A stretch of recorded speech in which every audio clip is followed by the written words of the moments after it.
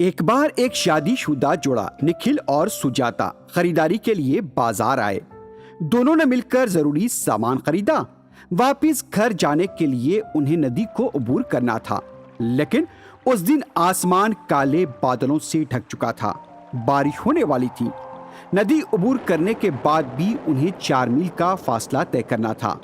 शदीद बारिश में नदी को अबूर करना खतरनाक हो सकता था, इसलिए वो इलाके में पनाह तलाश करने लगे।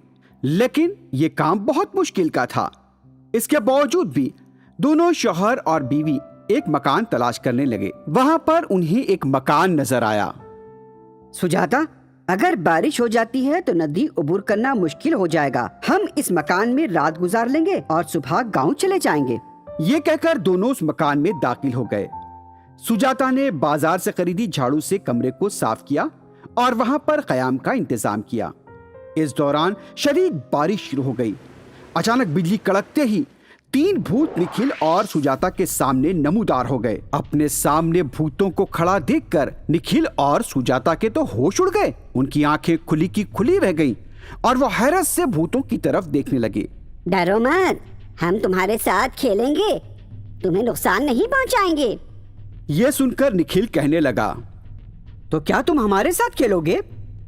ये सुनकर दूसरा भूत कहने लगा, तुमको हमारे साथ आंख मुचोली खेलनी होगी। निखिल ने हैरत से पूछा, भूतों के साथ खेल? हम पहले से ही डरे हुए हैं। हम तुम्हारे साथ आंख मुचोली खेलने के मौकफ में नहीं हैं। लेकिन भूत अपने मौकफ पर डटे रहे और एक कहने लगा, हम तुम्हारी बीवी का हुलिया इख्तियार करेंगे और उसी की तरह नजर आएंगे। तुम्हें तुम्हारी बीवी का पता चलाना होगा।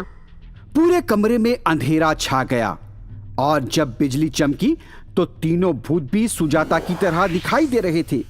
निखिल को कुछ समझ में नहीं आया। वो सकते के आलम में चारों को दिखता रहा। कुछ देर बाद चारों रक्स करने लगे और इससे निखिल काफी परेशान हुआ और वो कहने लगा, सुजाता को तो रक्स करना ही नहीं आता। ये भूतों की साजिश हो सकती है। अगर मैं अपनी बीवी की शिनाख्त नहीं कर पाया तो ना जाने ये लोग क्या करेंगे।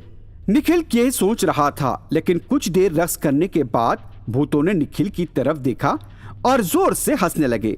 उसके कुछ देर बाद तीनों भूत अपने असली हुलिये में आ गए। सुजाता दौड़कर अपने शौहर निखिल के पास गई और उसका बाजू थाम लिया। ये देखकर भूत कहने लगा, आंख मुचोली खेलने का ऐसा मजा ही आता है। तुम्हारा शौहर तुम्हें पहचान नहीं पाया, अब तुम्हारी बारी है। हम तुम्हारे शौहर का हुलिया अख्तियार करेंगे, पता लगाओ।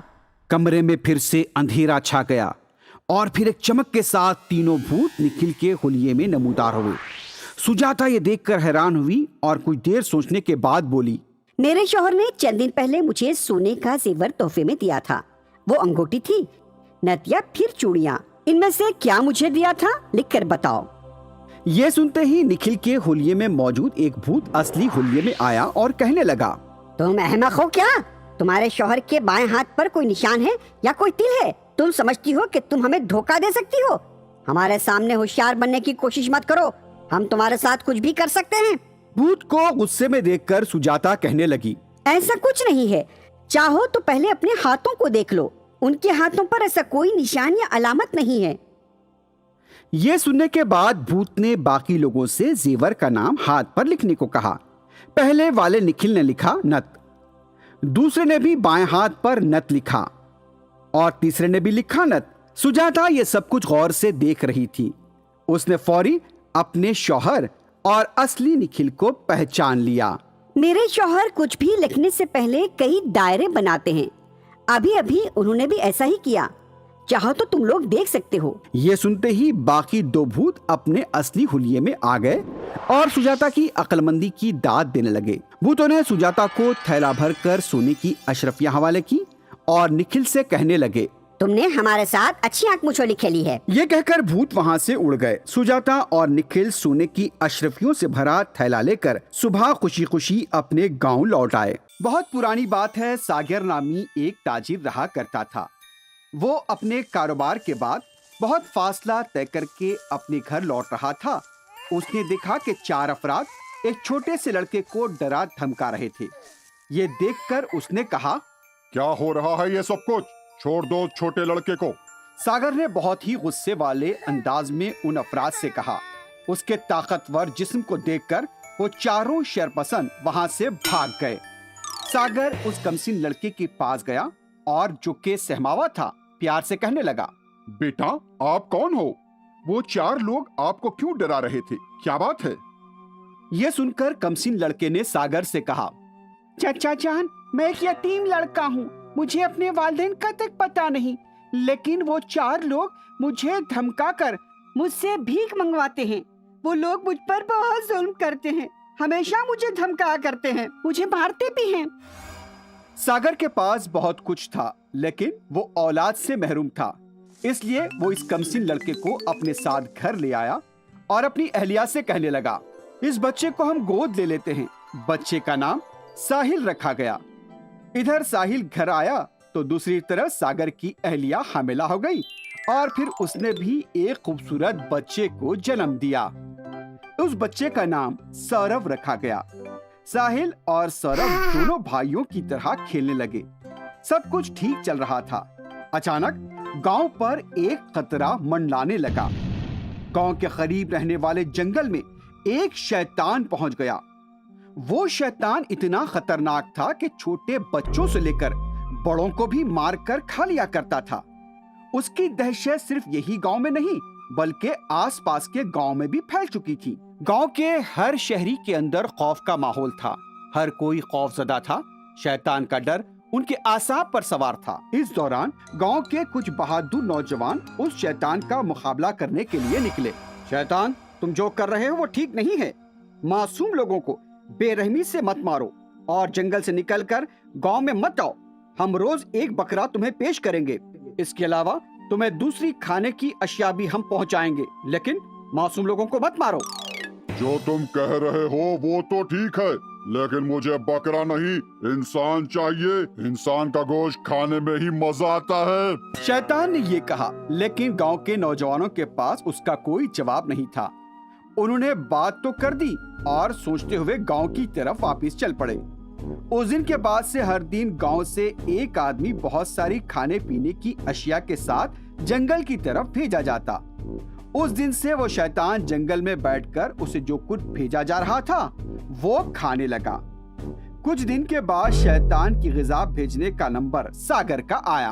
बाबा, आप मत जाइए, आपने एक दिन मेरी जान बचाई थी। मैं इसके लिए आपका एहसानमंद हूँ।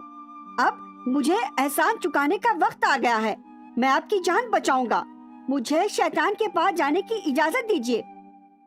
ये कहकर साहिल बैल बंडी लेकर शैतान का लुक़मा बनने के लिए निकल पड़ा। लेकिन उधर सौरभ भी अपने वालिदैन को बिना कुछ बताए अपने भाई साहिल के पीछे जंगल पहुंच गया। जब साहिल ने शैतान को देखा तो उससे वो चट्टान की तरह नजर आया। साहिल को देखकर शैतान ने कहा, ए कमसिन लड़के, मेरा निवाला बनने से डर कर तुम क्या बंडी से नीचे नहीं उतरोगे?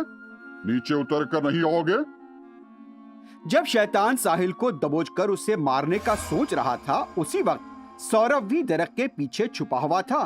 फौरन वो शैतान के सामने आकर खड़ा हो गया। शैतान साहब, मेरे भाई साहिल को छोड़ दीजिए।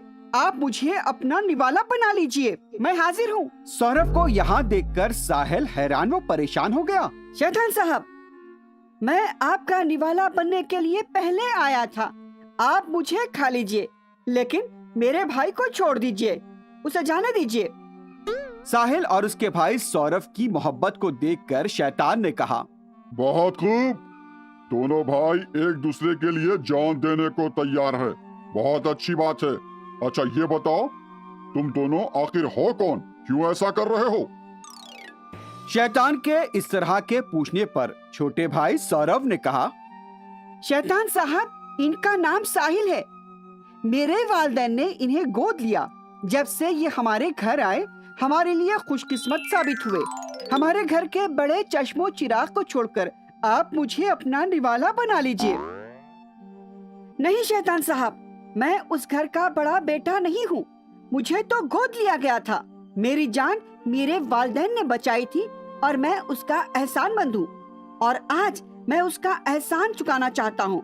और अब वक्त आ गया है कि मैं खुद को आपकी ग़िज़ा के लिए पेश करूँ। आप मेहरबानी करके मुझे खा लीजिए और मेरे भाई को जाने दीजिए। ये बात साहिल ने शैतान से कही। दोनों भाइयों की मोहब्बत देखकर शैतान की आंखों से आंसू रवा हो गए। बच्चों, तुम दोनों एक दूसरे के लिए अपनी जान देने को तैयार हो। तुम जैसे बच्चों वाले वालिदैन बहुत खुशकिस्मत हैं। आज तुम दोनों ने मेरी आंखें खोल दी। आज के बाद मैं किसी को नहीं सताऊंगा। तुम जाओ अपने घर और अपने वालिदैन के साथ हमेशा खुश रहो। शैतान ने दोनों बच्चों को उनके घर रवाना कर दिया। शैतान का रवैया बदल जाने के बाद पूरे गांव वाले बेखौफ होकर हमेशा के लिए सुकून से रहने लगे। Please watch and subscribe to our channel and don't forget to tap the bell icon. Thank you.